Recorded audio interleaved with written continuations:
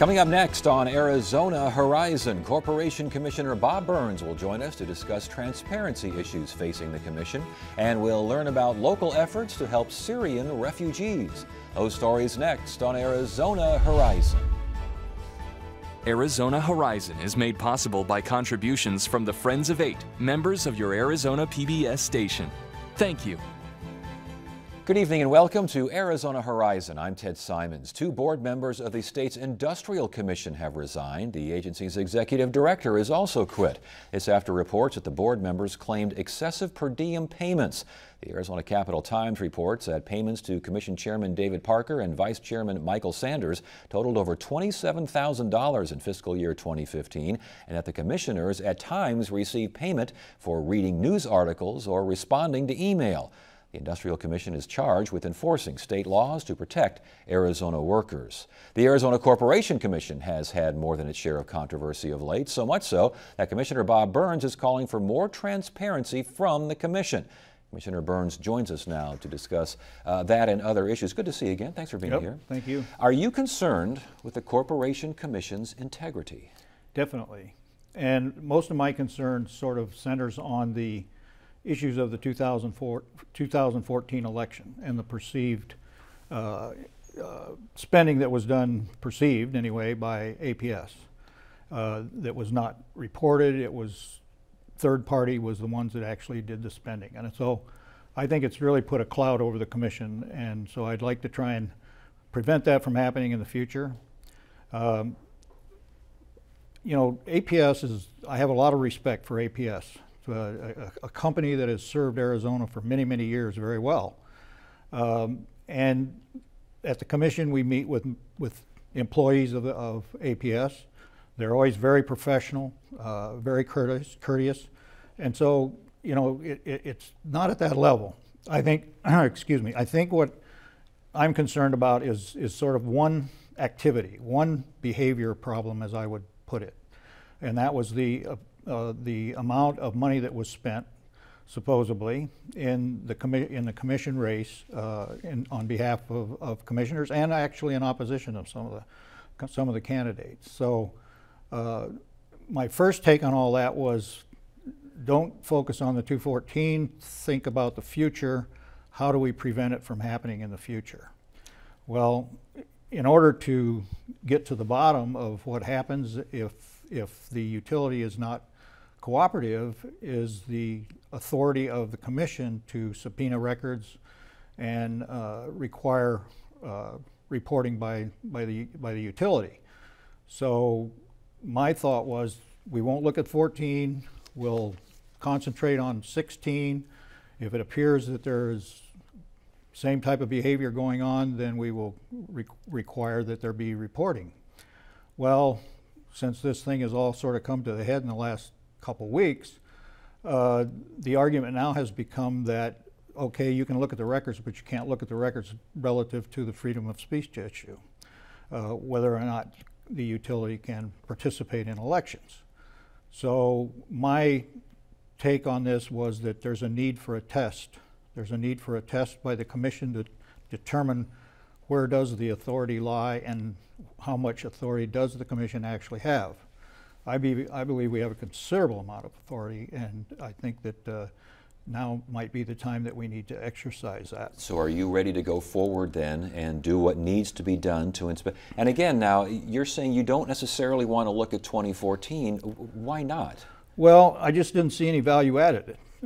I didn't see what, I mean, the perception is everybody seems to think that all this went on during 2014, and so what, you know, what more would be done by going through that? But if we could prevent the same type of thing happening in 16, we would be ahead in the whole process. Well, my thinking is shifting somewhat because of the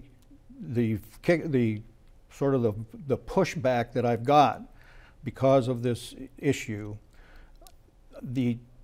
I want to see a test case. I want to see the Corporation Commission do what I believe it's charged to do and determine whether or not the authority that I believe exists, according to the Constitution, Article 15, Sections 3 and 4. 3 spells out our responsibilities, 4 spells out our authority. So do we have it or not? And so when I say that, and I say I wanted to subpoena records, the immediate pushback was, well, you can't look at the stuff that happens in the election, that's First Amendment protected, and I don't believe that. I don't believe that's true. And so if the test case is going to take place, I think it has to be tied to an election process of some sort. And if we're going to do this, with the pushback I already have, and the pushback that I expect in the future, with roadblocks thrown up for whatever reason, there's a time element that needs to be taken care of. So I believe the issue of examining records needs to be tested now. We can't wait until 16 when the election is in full swing, or even maybe through with the primary, for example, to say, okay, it's time to look at the records, and then find out that there's all kinds of pushback, court cases and whatever that would prevent us from getting done in a timely manner. But it can be argued that if you go ahead and open those books for 2014, you can find out procedures, what was done, who was talked to, what was discussed, when, where, why, and how, which would also, I think, again, when we're getting back to the integrity, a lot of folks are concerned that at least two, more likely 3 commissioners that are your fellow commissioners are so beholden to APS that they are not having the taxpayers and the constituents, I should say, the constituents first in thought. I mean, if you go back and look, doesn't that answer more questions than are even asked? Well, maybe. I think the 2 commissioners that are in question at this particular point in time, in my opinion, came in under the wire, if you will, because this is the first time that the utility has been accused of participating at the level that they participated at. And so those 2 candidates had no knowledge of what was being spent on their behalf until after it was spent. I mean, that's the whole thing with the independent expenditures. You cannot communicate with the candidate, and so... Well, you're not supposed to communicate with the candidate. Right. There are thoughts and there are records, and we can talk about lost iPhones and these sorts of things that suggest that maybe some of that occurred. And again, why not find out? Because again, a lot of ratepayers, a lot of folks out there are wondering, do these guys have my interest at heart, or are they APS people there? Well, and I'm saying my thought processes are shifting closer to that point, because if there is going to be a test of the authority of the commission to look at books and records, then it needs to be done sooner than later. And if one of the issues that have to be addressed is whether or not it is okay for the commission to look at records during elections because of the freedom of speech issue, then there's only 2014 is the only one we have. Are you ready to, I mean, I think it only takes Constitution, it certainly reads as though it only takes 1 commissioner.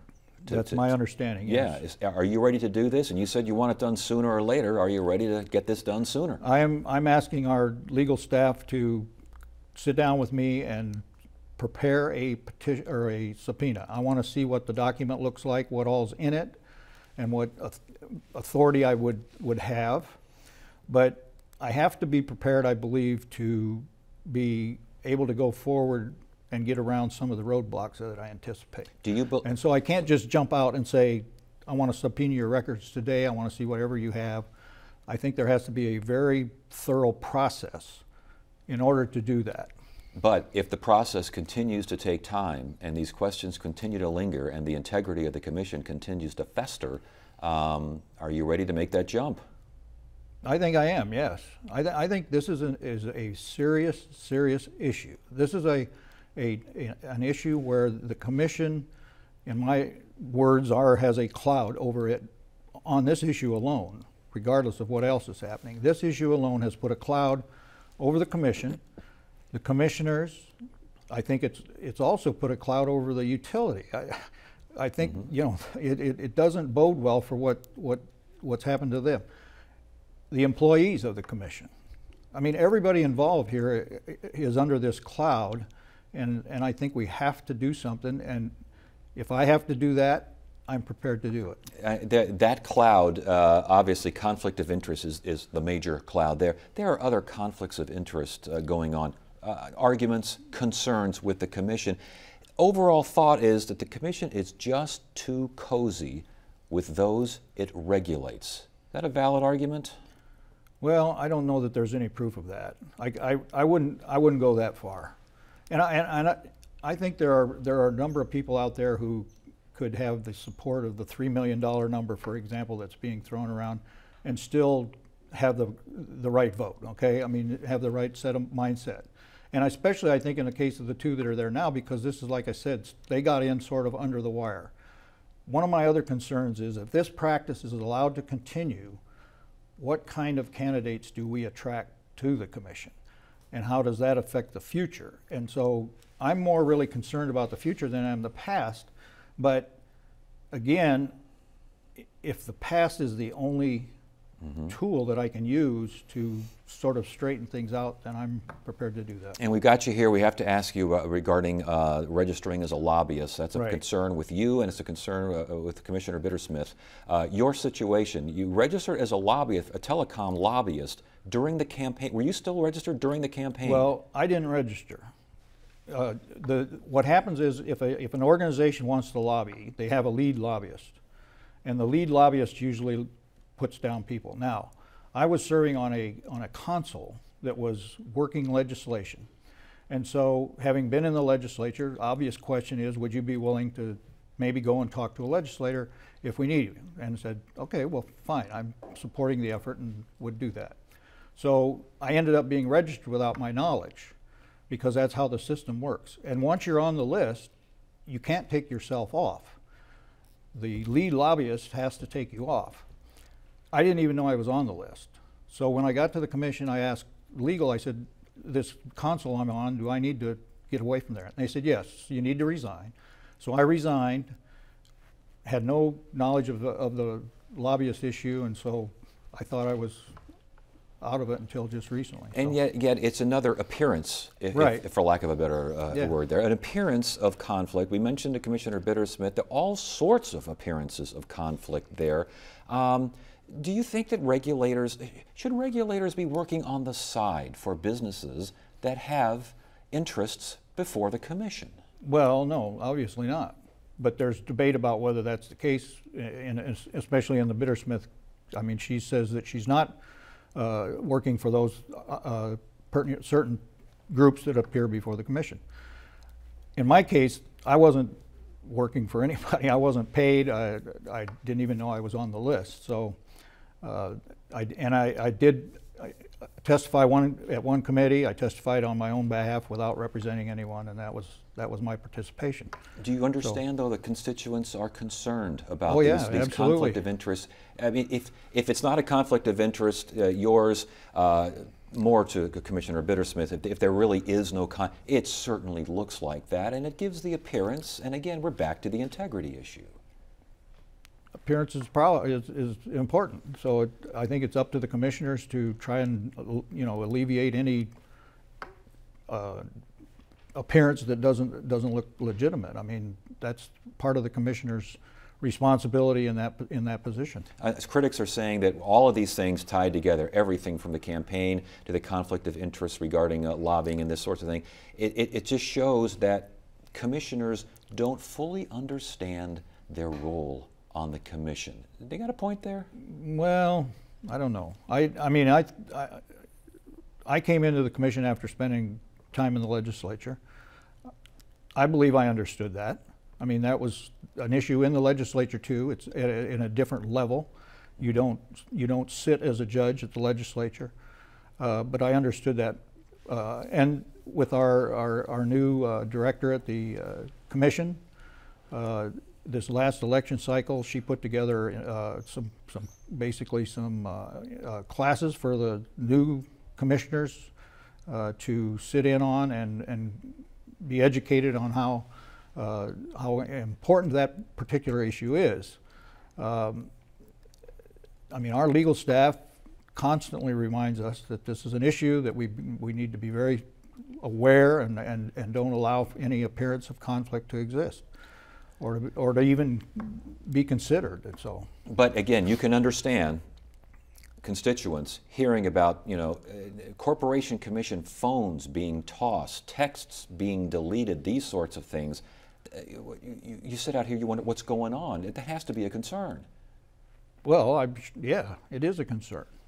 I mean, you obviously want everybody to be squeaky clean. Some people make mistakes, honest mistakes, so the process has to take its time to work through these things and see what is actual fact and what is perception and what is accusation without merit and that kind of thing. Do you think that some of the commissioners who may have expressed strong opinions one way or another on solar, one way or another on APS, should they recuse themselves? There's now a claim that they're biased and they can't afford to be biased. This is a quasi-judicial board. Well, that's not my expertise to determine that. I don't know how that gets determined exactly. I mean, it's my understanding that judges that sit in the courts have opinions outside of the court on occasion. So, I don't know what that level is there to make that determination. So if you were to subpoena APS, if you wanted to get to all these records and find out just exactly what was going on, would that be it, or would that be part of a larger effort to get companies that are regulated by the Commission out of campaign finance activities involving the Commission? Well, to get them out of being involved in the election of the commissioners, okay? Yes. I mean, they still have their freedom of speech to, I think, in my opinion, what APS should have done instead of trying to support and oppose certain commission candidates, that effort should have been out in the public. So if they felt they were being unfairly attacked, they should have made that case in the public and not come to the election process. So. Okay, last question then. Why should the public right now have confidence in the Corporation Commission? Well, I think we need to restore that confidence. We need to do what we can to restore that. That's my goal, is to try and get things back on an even keel. Let's restore the confidence in the Commission as much as possible. I'm focused on this election side of things. The other issues, I'm not going to get involved in that. That's other people's efforts to take care of that, not mine. And so I want to see what I can do to what I believe would be to basically clean up this election process. Now, the utility will still have the legal right to do exactly what they did before and support candidates. But I believe if they do, then that needs to become public record. People need to know about it. Yes. Commissioner, good to have you here. Thanks for joining us. All right, thank you.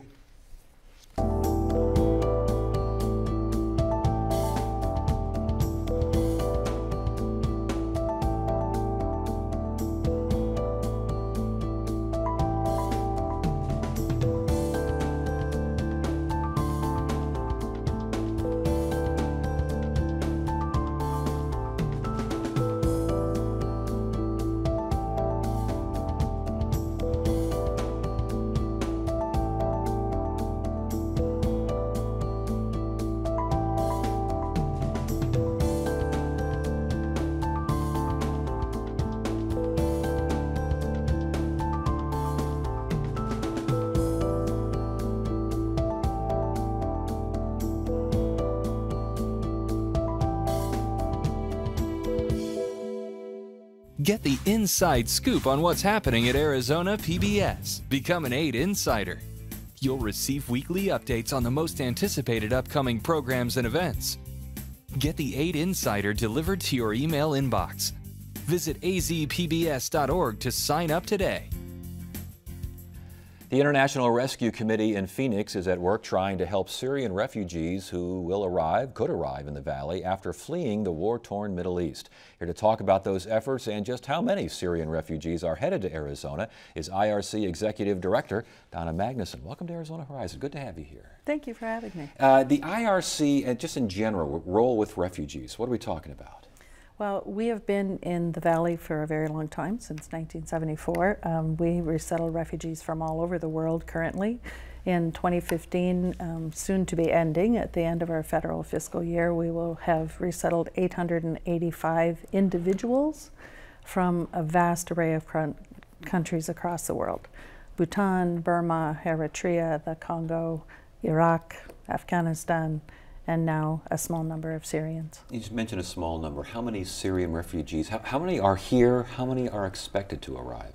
Well, in the fiscal year 15, in the presidential determination, the cap was set at 1,500 Syrian refugees over the course of the last year, in which case IRC Phoenix received 28 people. 28? 5 families. Interesting. Surprise, so few?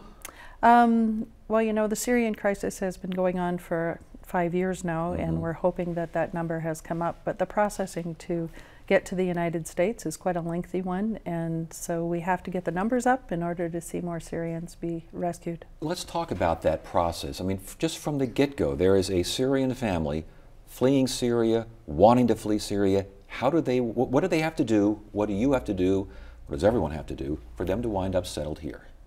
It's a very lengthy process. The first thing that people need to do in order to become a refugee is to flee from your first country across an international border. So once they've fled out of Syria, they are eligible to begin to look at that process, knowing that they have fled for reasons of persecution and the extreme violence in their homeland currently. You've seen all of the media currently of the long journey to safety. The U.S. is a durable solution for refugees in that when refugees are allowed entrance into the United States, they're here on a permanent basis. They come in with refugee status, which means they are, have proven their well-founded fear of persecution. Once they are here, they are immediately employable, eligible to work, move on the whole path to citizenship. It's a very long journey, and there are many, many steps in the way to get here. What about the screening process? What's involved? How deep is that process, the vetting process? The U.S. government has a very rigid screening process for refugees, starting with an interview that asks them many, many questions about their fear of persecution and what kinds of things that they have experienced and what kinds of violence they have seen.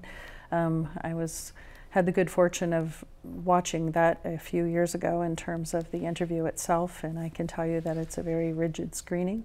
But that's only the first step. Once the U.S. government has decided that this is a person who has a well-founded fear of persecution, then the Department of Homeland Security is involved in a second interview process. If they're able to pass both interview processes with a well-founded fear of persecution, then they will go through another series of very rigid screenings, all kinds of security checks, all kinds of background checks, all kinds of medical screenings, those sorts of things to make sure that they really do have a well-founded fear of persecution, and we're letting people into the refugee program who deserve to be here. And once they're here, let's talk about the Valley.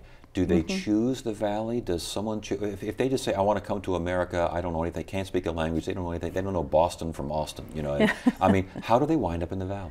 Well, there are 2 types of categories within refugee resettlement, one of which would have a U.S. tie. So a U.S. tie may mean that they have a family member in the Valley, and then we are reunifying families. But in most cases, if that isn't the case, they are really at the discretion of the government in terms of where they are placed. There are over 300 sites like ours, not all the IRC, of course, but we have about 25 of those sites. But really, they don't know whether they're going to end up in Boston or Austin. And once they're here, once they're in the Valley, or Boston or Austin, what is expected of them? The U.S. resettlement program is built on the premise of early self-sufficiency. So even prior to coming, the overseas orientation that they are given is about, once you get here, you need to find a job, you need to be able to support yourself, you need to be able to move forward, which is, the culture of America, of course, and obviously the best way to move forward. I've been doing this a very long time, and I can tell you it's so gratifying to be able to see someone get off the plane with their small children and their bag of goodies, which is basically their documents. In many cases, that's all they have. And to a couple years later discover that they've bought a home and started a business and move forward. So the biggest adjustment for them and the challenges that they face, the challenges that IRC faces, what are you seeing out there? Well, the challenges for refugees, of course, are always finding that first job and learning the language and learning the culture. And, I sort of always picture myself in the middle of some foreign land and wondering what kinds of things would I need to know to live there. And I think, you put yourself in those shoes and you're going to kind of think about what refugees need. but they're families. These are people that we recognize. Okay, well, it'll be very interesting. Congratulations on your work. It sounds like you're fighting the good fight there and Thank helping you. folks who need help. And we'll just see how many folks wind up here. Yes. Thank you for joining us. We appreciate it. Thank you. Thursday on Arizona Horizon, we'll take a look at a new State Department of Education report that finds that over half of responding school districts are facing teacher shortages and that too many teachers are leaving Arizona. That's on the next Arizona Horizon. That is it for now. I'm Ted Simons. Thanks so much for joining us. You have a great evening.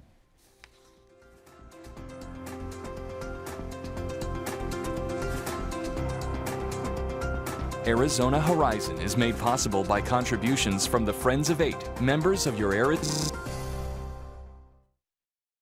Arizona Horizon is made possible by contributions from the Friends of Eight, members of your Arizona PBS station. Thank you.